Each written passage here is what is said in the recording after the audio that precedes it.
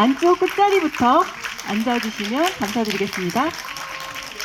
네, 안쪽 끝자리부터 부탁드립니다.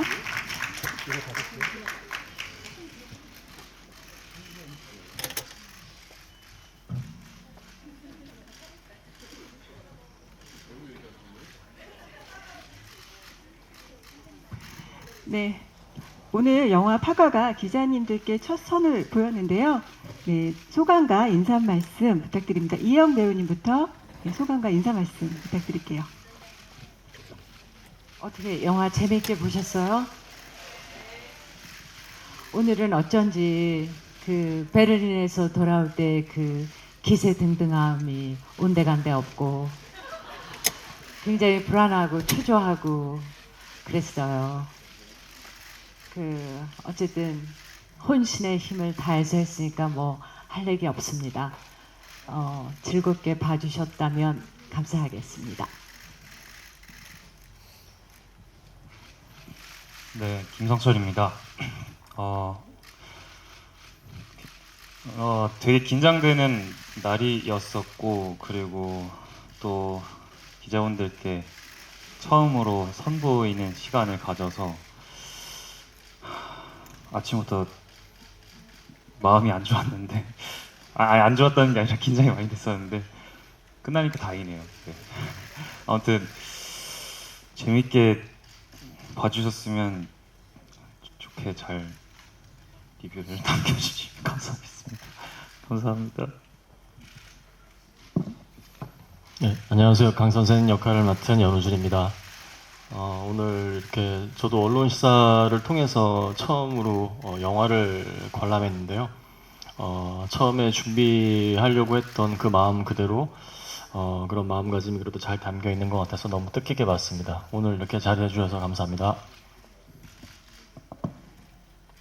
네, 안녕하세요. 신시아입니다.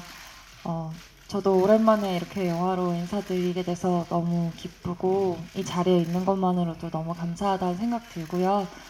보러 와주셔서 너무 감사드리고 또 좋은 말씀 많이 해주셨으면 좋겠습니다. 감사합니다.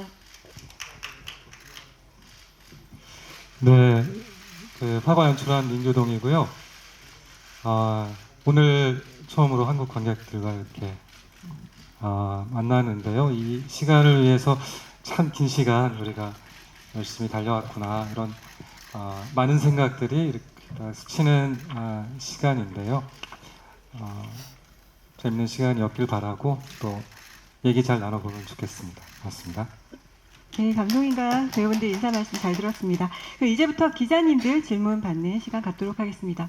손 들어주시면 저희 스텝이 마이크 드리도록 할게요. 네, 마이크 전해드리겠습니다. 네.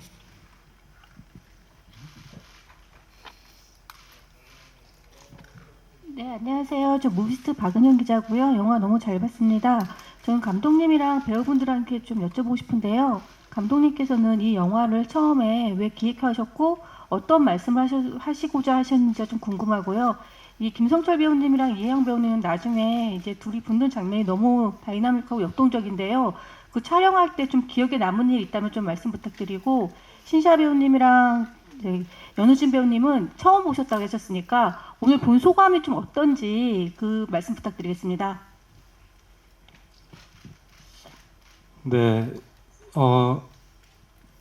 60대 여성 킬러가 등장하는 액션 누아르물이라고 처음 생각했을 때 그냥 이거는 만들어질 수가 없구나, 불가능하구나, 여러 가지로 모두가 만류할 것 같은 그런 프로젝트라는 생각이 들었었고요. 그거를 생각하는 순간 굉장한 오기가 생겼었어요. 왜 나는 주춤하고 또 많은 사람들은 이것이 불가능하다고 여길까? 무엇에 우리는 주눅 들어 있고 왜 이런 이야기를 우리가 본 적이 없었던가? 이런 질문들을 계속하면서 장르적 쾌감과 또 그 드라마가 같이 얽혀 있는 독특한 영화로 만들어 볼 수 있겠구나 이런 생각을 했었고, 이야기로는 복수와 화해 이런 큰 외피가 있기도 하지만 상실을 많이 하고 살아가는 우리 보통 사람들이 상실을 딛고도 살아가야 될 이유, 그리고 또 나이가 들었어도 자신의 쓸모와 가치를 계속 찾아나가는 그 성장하고 또 상처를 회복하고 살아가는 삶의 의지를 담아낼 수 있겠구나. 이 주제가 보는 이들에게 잘 이렇게 남을 수 있다면 이 영화는 성공할 수 있겠구나. 이런 마음으로 기획을 시도했던 것 같아요. 네, 다음은 이혜영 김상자 배우님께 질문 주셨던 그 마지막 해피랜드에서 액션 장면.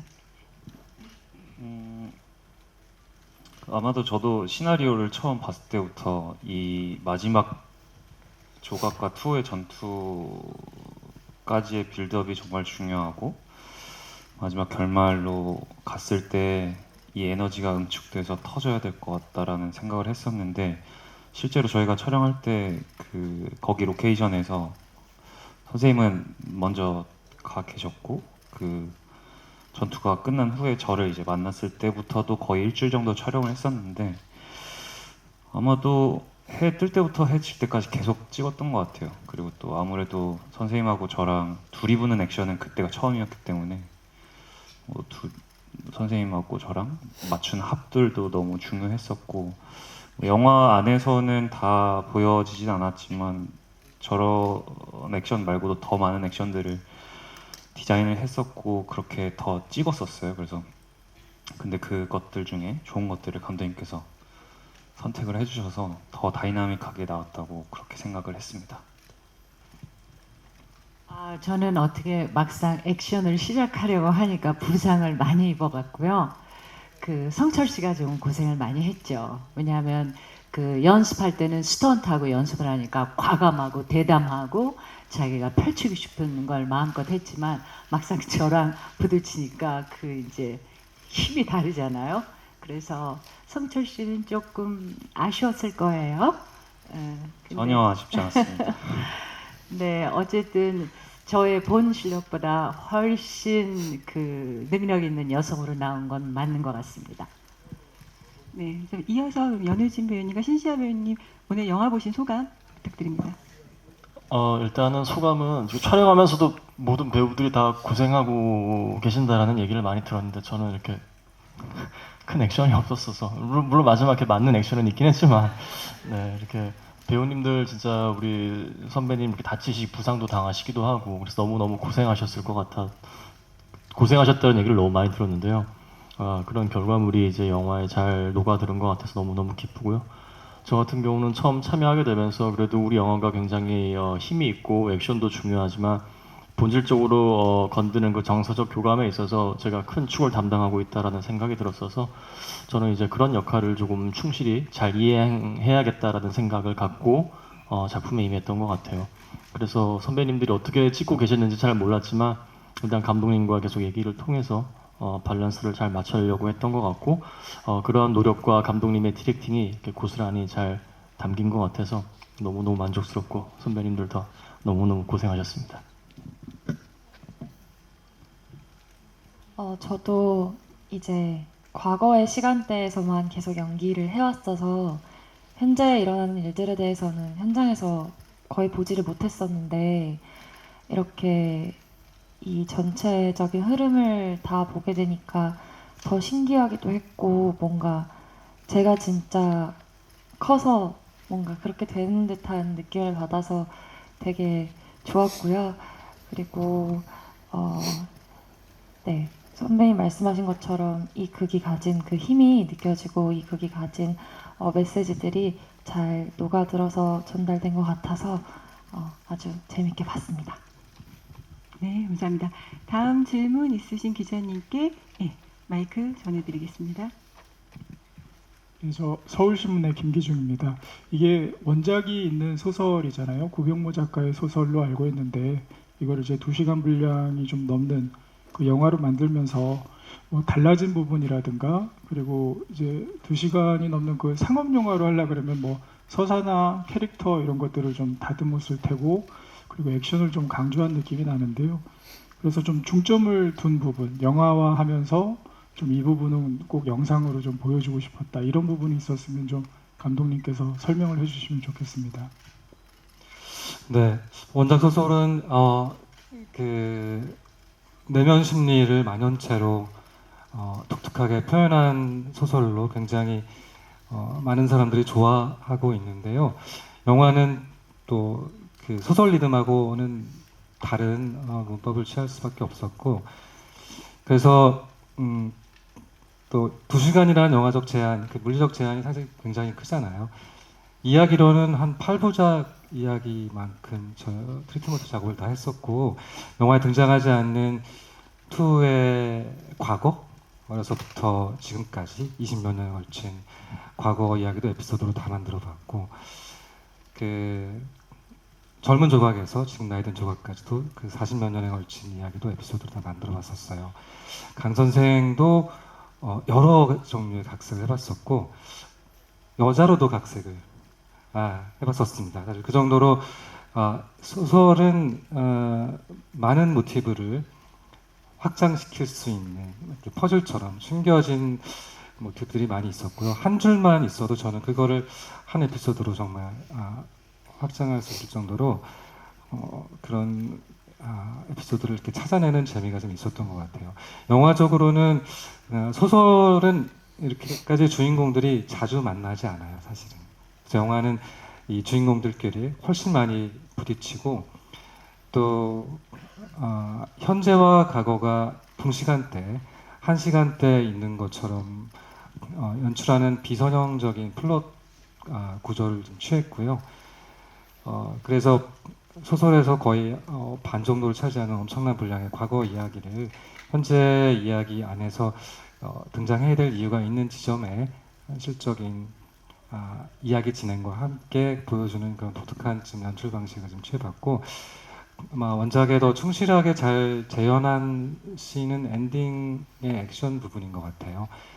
그 한때 전설적이었지만 지금은 사실은 퇴물로 취급받고 있는 조각이라는 주인공이 정말로 한때 전설이었고, 지금 또 여전히 살아 넘치는, 정말 날아다니는 전설적인 자신만의 전투력을 갖고 있구나, 이런 것들이 구현되는 게 굉장히 중요했기 때문에 30대 젊은 남자와 맞부딪혀서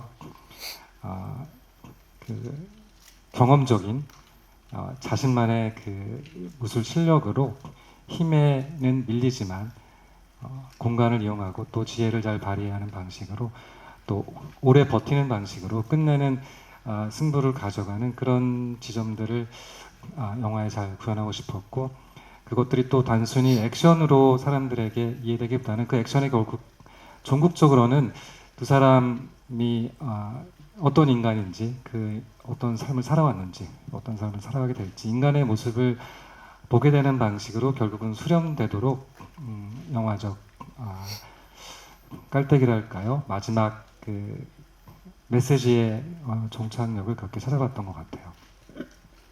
네, 감사합니다. 다음 질문 있으신 기자님 계시면 저희가 마이크 전해드리도록 할게요.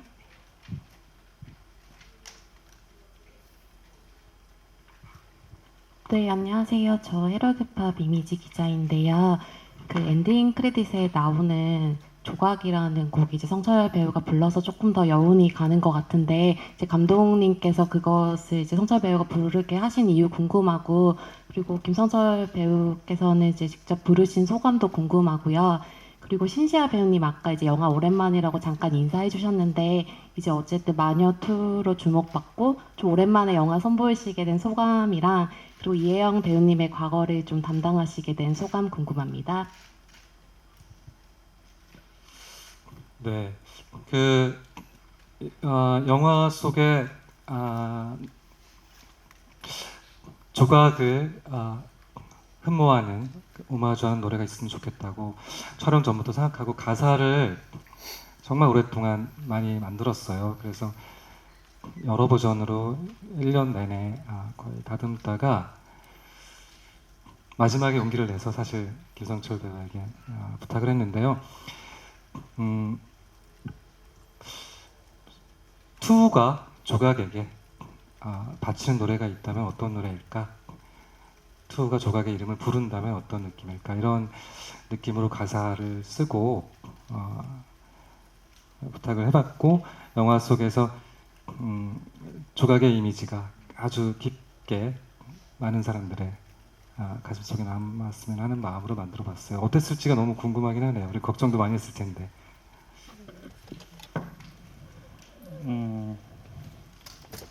우선 가사를 봤을 때는 너무 좋다라고 생각했었고, 저는 음악의 멜로디도 중요하지만 가사를 더 중요시 여기는 사람으로서 감독님이 써주신 그 조각이라는 곡의 가사가 너무 좋았고, 근데 부르는 건 사실 굉장히 부담스러웠습니다. 굉장히 부담스러웠고, 특히나 영화의 엔딩 크레딧에 제 목소리가 울려 퍼지면 저는 그 자리에 못 있거든요, 절대로. 그래서 이게 괜찮을까? 그래서 감독님께서는 근데 그게 있으면 영화에 더 도움이 될 것 같다, 보탬이 될 것 같다라는 말씀에 용기를 좀 냈던 것 같고, 그리고 결국에 뭐 어찌됐건 2가, 저는 그 말이 제일 끌렸던 것 같아요. 2가 유령이 돼서 하는 노래야. 근데 그 말이 뭔가 너무 좋은데 해서 사실 그 한마디 때문에 했습니다. 시아 배우님. 네, 저도 그 마녀 2 이후로 오랜만에 이렇게 또 제가 너무 좋아하는 민규동 감독님 작품 참여할 수 있어서 정말 촬영 회차가 많지는 않았지만 매 회차 선물 같은 마음으로 되게 행복하게 촬영했고요. 그리고 이렇게 다시 뵙게 돼서 너무 좋고요. 사실 이혜영 선배님은 정말 저한테는 완전 레전드이자 우상 같은 선배님이신데, 제가 그런 선배님이랑 같은 작품에 또 그 어린 시절을 연기할 수 있게 돼서 책임감도 더 들었던 것 같고, 또 굉장히 영광이었고, 패가 되지 말자는 마음으로 좀 더 저도 촘촘하게, 이제 많은 신이 나오진 않지만 그 밀도를 쌓아나가려고 많이 노력했던 것 같습니다. 네, 감사합니다. 네, 다음 질문 있으신 기자님. 네.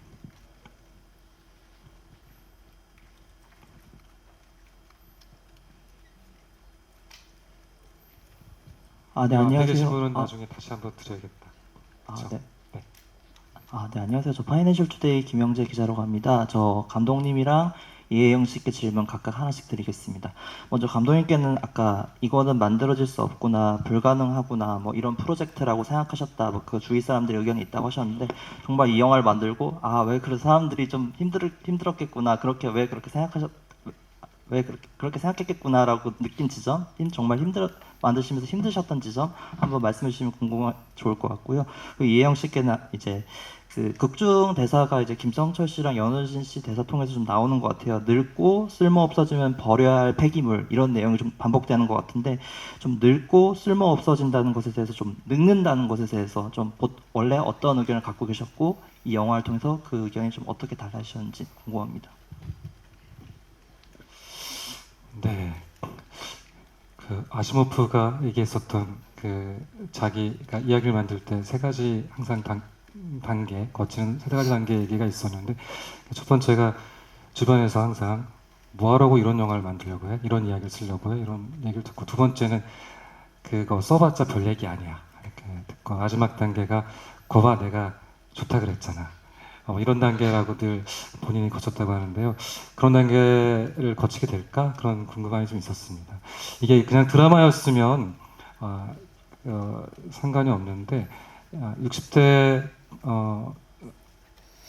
노인도 아니죠, 사실. 개념적으로 영화 속에서 그 킬러계에서는 노인인 건데요. 할머니 킬러, 이런 맥락이 실제로 소설로는 너무나 자유롭게 60대, 80대, 100살도 가능하지만, 영화적으로는 우리가 보고 믿겨야 되는데, 이제 실제 액션이 이제 구현 가능할까, 기술적으로 가능할까, 우리가 관객들도 눈이 많이 높아져서 이제 기본적으로 믿지 못하고 나를 믿게 만들어줘 라는 아주 무서운 자세로 영화를 보게 되는데, 어떻게 가능할까?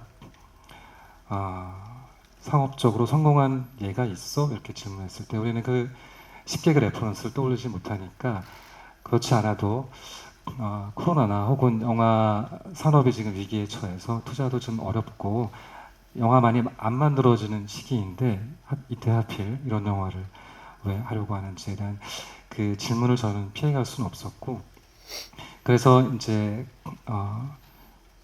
훨씬 다른 종류의 여러 가지 이야기를 끝없이 거쳐가면서, 그 시나리오에 보면 이제 버전 넘버가 있는데 제가 136호인가 이렇게까지 변주를 거쳐서 어느 순간 기적적으로 이제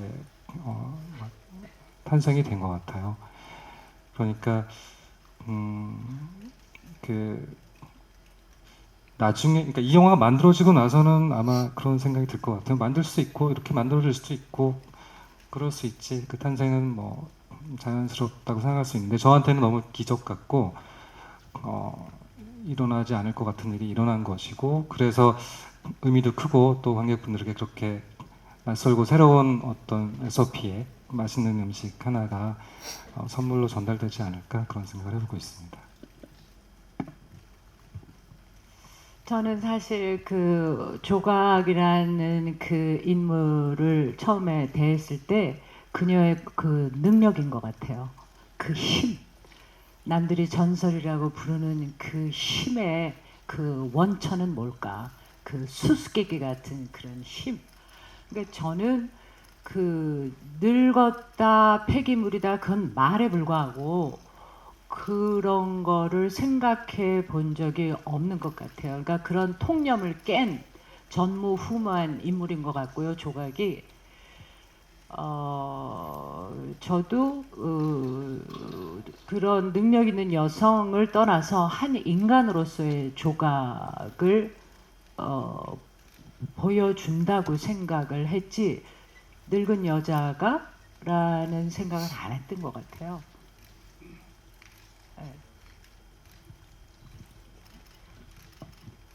네.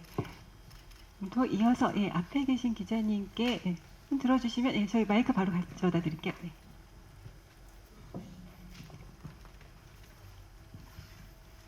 안녕하세요. 저 스카이데일에서 이유경 기자라고 합니다. 저 혹시 스토리도 사실 눈을 뗄 수가 없긴 했는데 그 안에 인물 간의 관계도를 저는 조금 더 집중해서 봤습니다. 그래서 그 조각과 투의 사실 애증이라는 관계가 좀 눈에 띄었는데, 이 애증과 관련해서 이제 감독님께서 추구하셨던 방향성과 그리고 이혜영 배우님께서 그 이제 김성철 배우님이 맡으셨던 이제 투라는 그런 캐릭터와의 그 애와 증 사이에서 정확히 좀 어디에 가까운지 그 두 배우님께 사실 여쭤보고 싶어 질문을 좀 더 드리게 됐는데, 이혜영 배우님께서 좀 느끼시는 그 투에 대한 그런 캐릭터에 대해서 애에 더 가까운지 증에 더 가까운지, 그 반대로 김성철 배우님께서도 어떻게 생각하시는지. 왜냐면 제가 봤었을 때 이 연기에 대해서 사실 그 이제 애와 증이 명확히 구분이 되었던 걸로 제가 좀 인식을 해서 그 부분 좀 여쭙고 싶습니다. 먼저 감독님.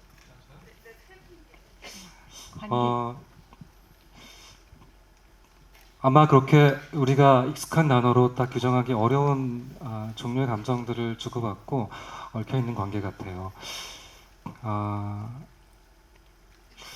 투 같은 경우는 저는 이제 자신의 삶을 파괴한 이제 구원자를 갈망하는 인물이고, 그때 성장이 멈춰서 이제 친절함을 믿지 않고 또 누군가 깊이 들어가는 것을 회피하는 이제 어떤 종류의 트라우마를 가진 인물로서 지금까지 왔고, 자신을 증명하는 방식은 이제 맞설 수 있는, 그 전설과 맞설 수 있는 강력한 능력을 가지는 것이 대등하게 소통할 수 있는 관계라는 강박을 가지고 있는 인물이거든요. 영화는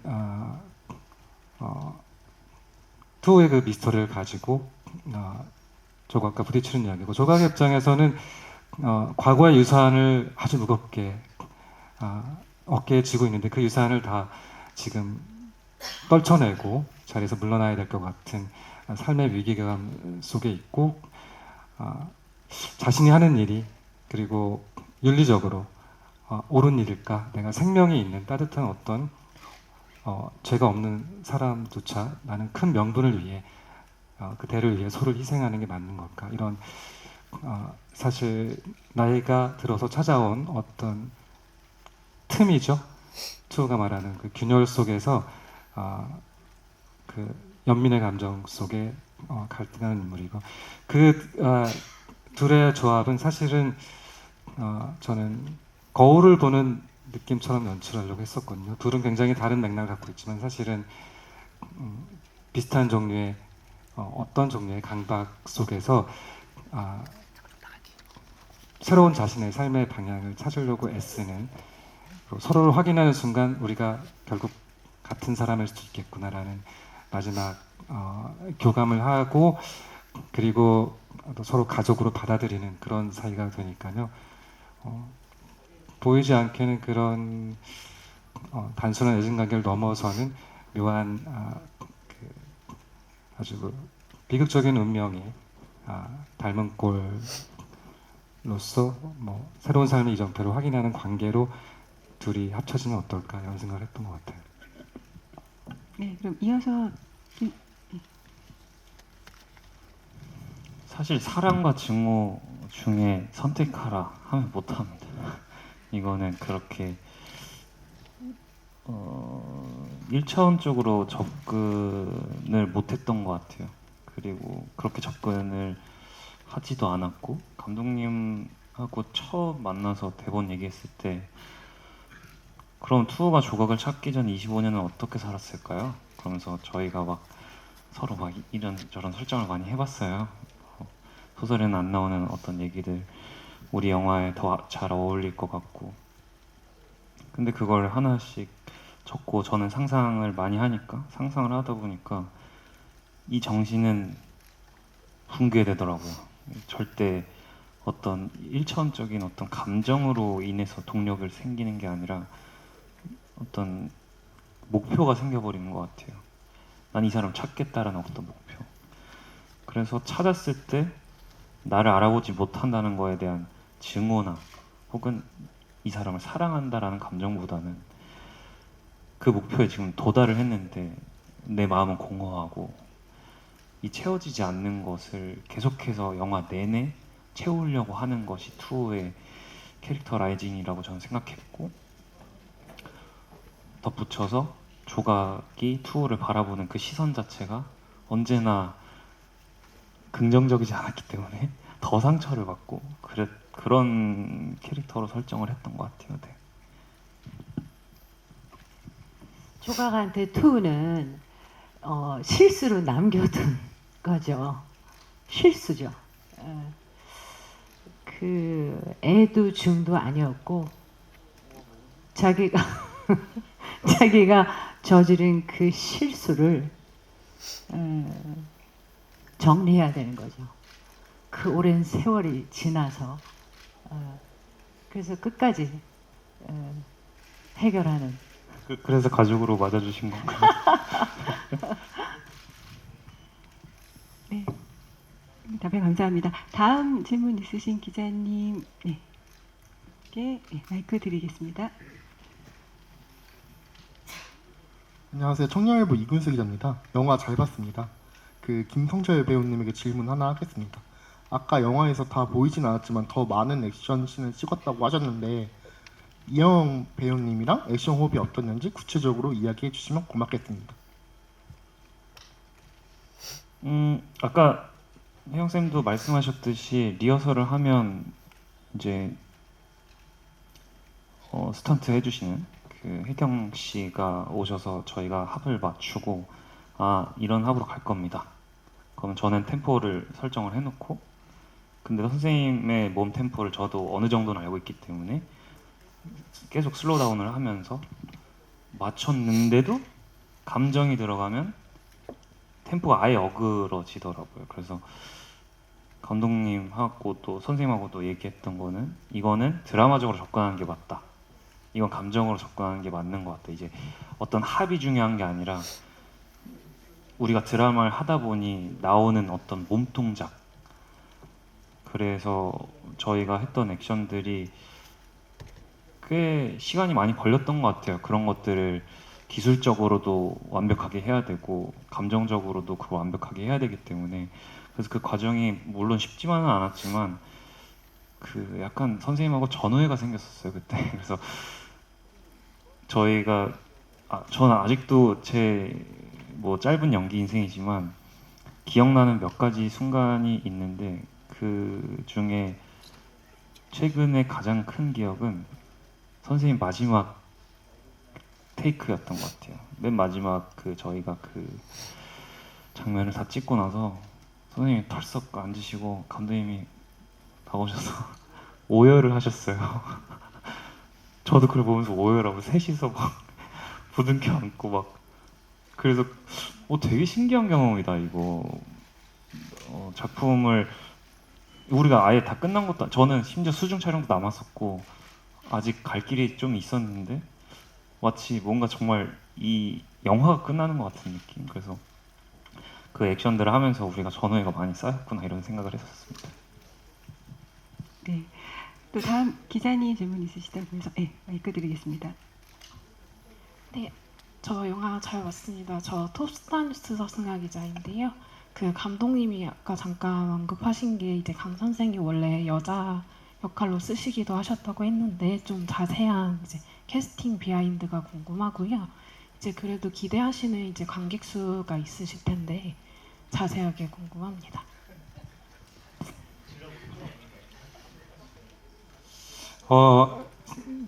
사실 이 강 선생 역할이 없으면 영화 자체가 형성이 안 되죠.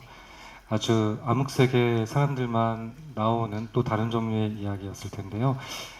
판타지가 되지 않고 그 현실적인 접점을 가지고 있는 뭔가 진짜 있을 것 같은 혹은 내가 힘들 때 진짜 연락하고 싶은 그러면 와줄 것 같은 그런 어떤 하드보일드한 세계가 바로 눈앞에 있다는 느낌을 주기 위해서는 강 선생 같은 사람이 너무 필요했고요.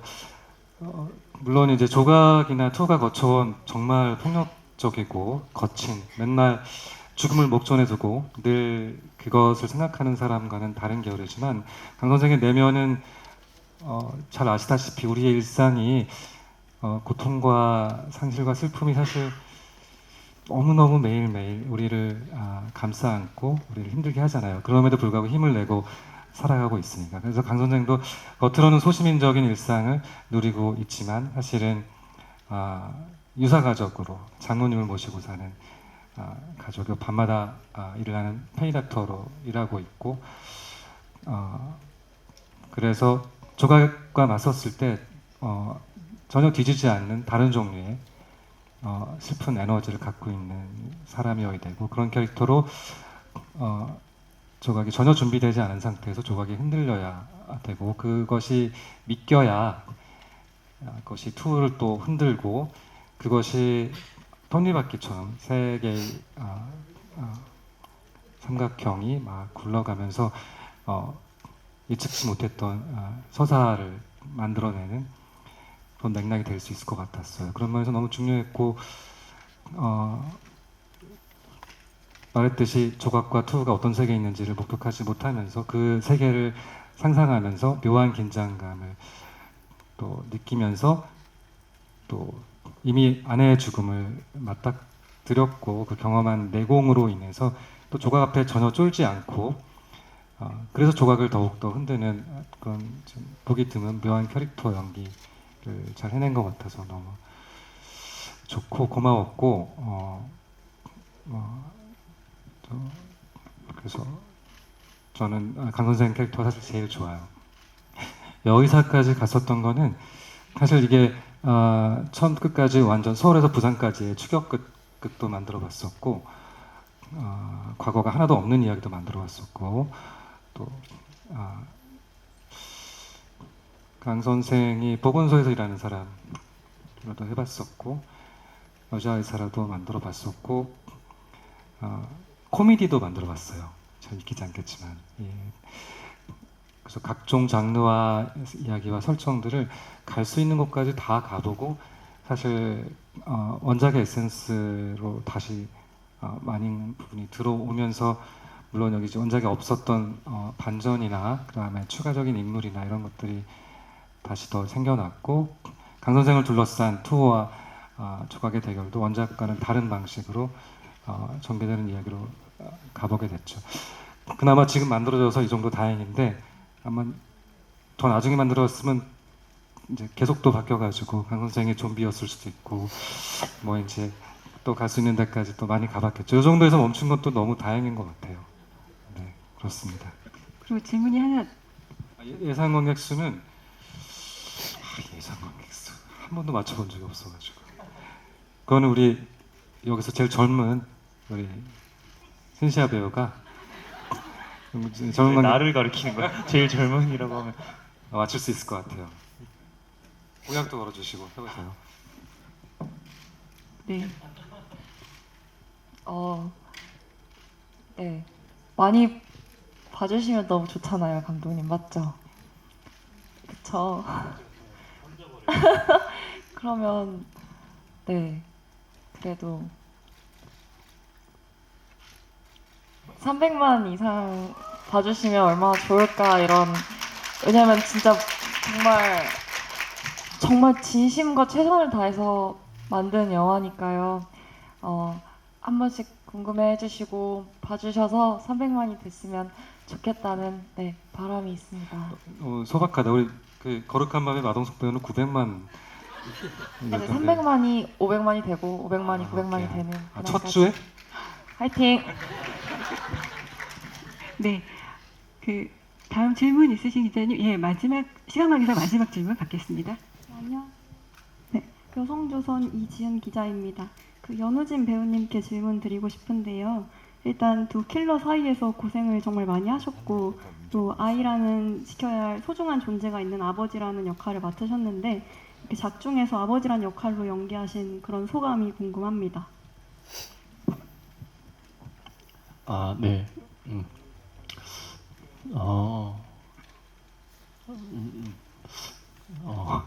글쎄요. 아버지가 된다라는 거는 늘 진짜 막연한 제 연기 인생의 또 다른 다른 꿈이거든요.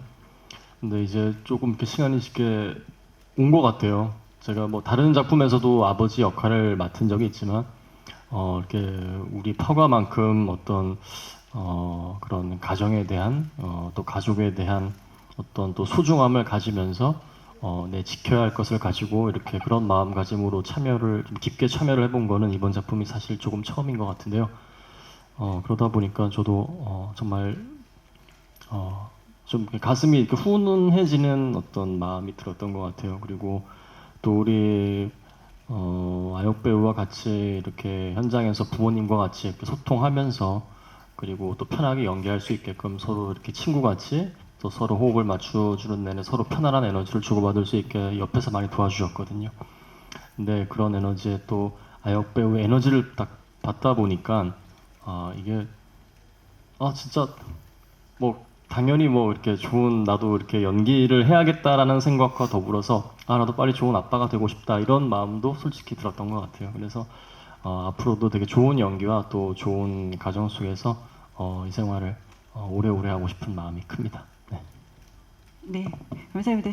질문해주신 기자님들께 진심으로 감사드리고요. 예, 그러면 파과 기다리고 계신 관객분들과 자리해주신 기자님들께 마지막 인사 말씀 부탁드립니다. 김기동 감독님부터 인사 말씀 부탁드립니다. 네. 다양한 많은 영화들이 극장에 쏟아져 나와서 너무 반갑고요. 모든 영화들의 출산을 너무 응원하고 있고 또 물론 이제 영화 시작할 때는 저희 이혜영과 마동석이 같은 날에 개봉할 거라고는 생각을 못했었는데 너무 다 같이 많은 관객들을 좀 불러 모을 수 있는 좋은 계기가 되면 좋겠고요. 범죄도시 4에서 마동석과 김무열도 그 싸움이 끝난 것 같았는데 또 끝나지 않고 같이 만나는 악연을 보니까 그런 게 너무 재밌고 극장의 관객들이 예전에 비해서 많이 좀 줄어들어서 같이 보면 훨씬 즐겁고 재미있는 극장만이 주는 그런 체험들이 어느 때보다 더 풍성한 그런 시간들이 됐으면 좋겠습니다. 고맙습니다. 네, 모두 다 각자의 크고 작은 상실들이 있을 거라고 생각하는데요. 그 상실들을 마주하면서 살아가는 삶 속에서 이 영화가 작은 혹은 큰 위로와 또 다른 희망이 될 수 있었으면 좋겠고요. 네, 요즘 날이 너무 좋으니까 같이 사랑하는 사람들과 친구들과 극장에 오셔서 저희 영화 파과 봐주시면 감사할 것 같습니다. 감사합니다. 네, 저도 이제 감독님이 말씀하셨다시피 극장에 대한 얘기를 좀 한번 해보고 싶은데요.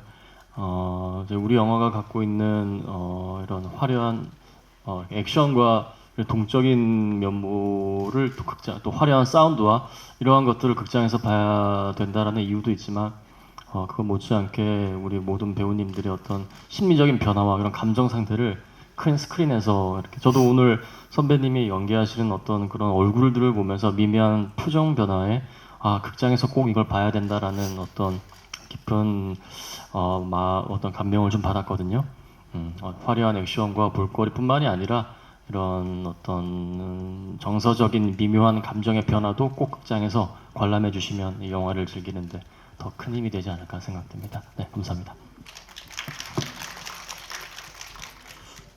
네, 아까 잠깐 뭐 어떤 이벤트 때문에 바깥에 나갔다는데 햇빛이 너무 좋더라고요. 근데 그것들 포기하고 여기 와주신 기자분들께 우선 너무 감사드리고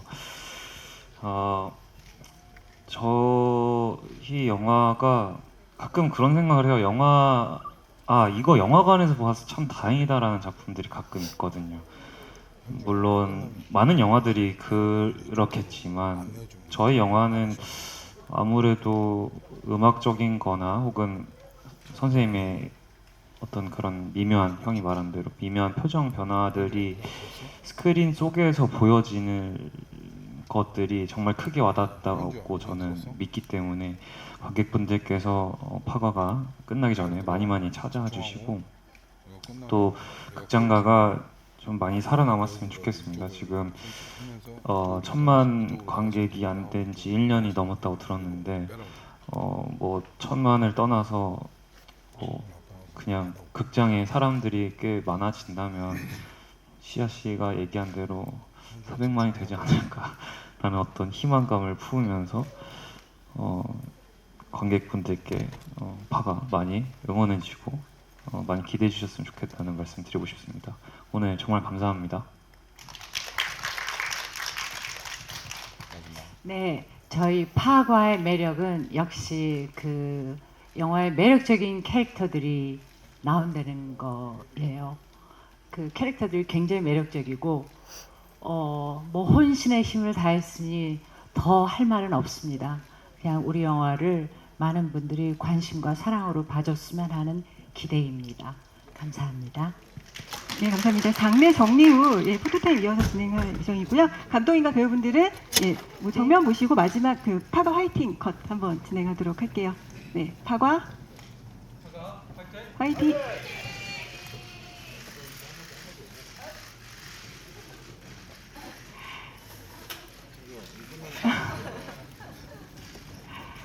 네, 마지막 네, 이렇게 저희 포토타임 마무리할게요. 감사합니다. 네, 무대. 네, 저 시상에 와주신 모든 분들께 다시 한번 감사드리고요. 액션 드라마 파과는 4월 30일 극장 개봉합니다. 많은 관심과 응원 부탁드리겠습니다. 감사합니다.